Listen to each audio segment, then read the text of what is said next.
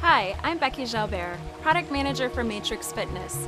Matrix Fitness is a division of Johnson Health Tech, the fourth largest fitness equipment manufacturer in the world.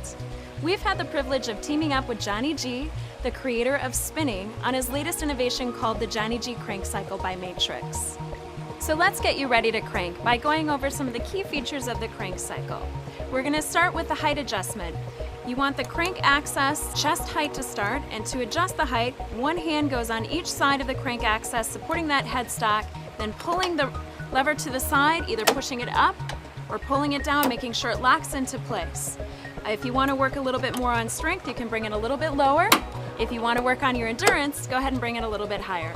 For now, I'm going to start chest height, and so that's our first key feature of the KRANKcycle. Our second one is the independent crank arms. What makes independent crank arms so cool is it gives you a lot more training options when you're working your entire upper body.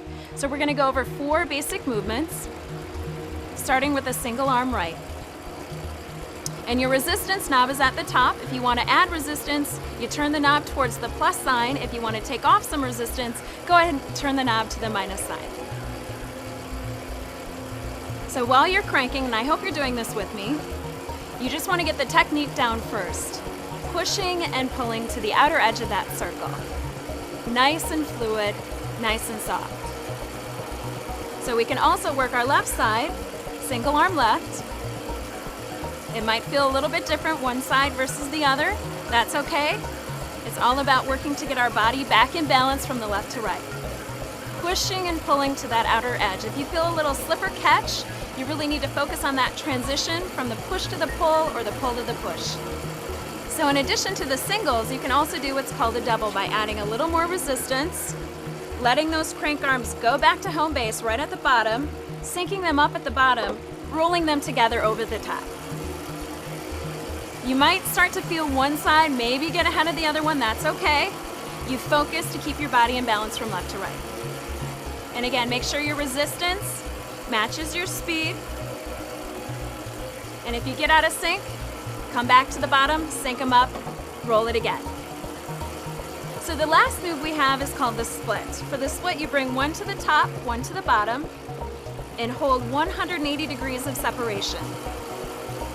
This is usually the most challenging one for people to get, but that's okay. It takes a little patience, a little practice. So you can do all these moves seated, like I just did, or you can also do them standing by adjusting the height.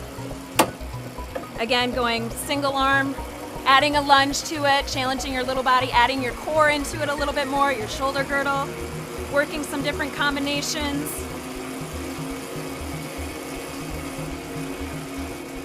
And just having some fun. So one more feature I want to talk about next is called the rotation mechanism. This allows us to work the back side of our body. So we always want to bring the headstock to the very top position. And the reason we want to do that is if you leave it here and grab the rotation lever, flip it around, and you're seated, it's a little bit hard to reach.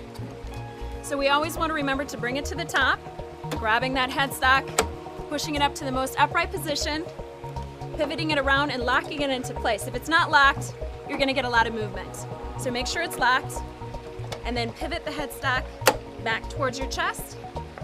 Now we can work your backside, working on our posture, getting the shoulder back and down, and doing all those same moves that we did with forward rotations. Splits, doubles, singles, combinations. And if you ever forget any adjustments or settings, please refer to your script and enjoy the ride.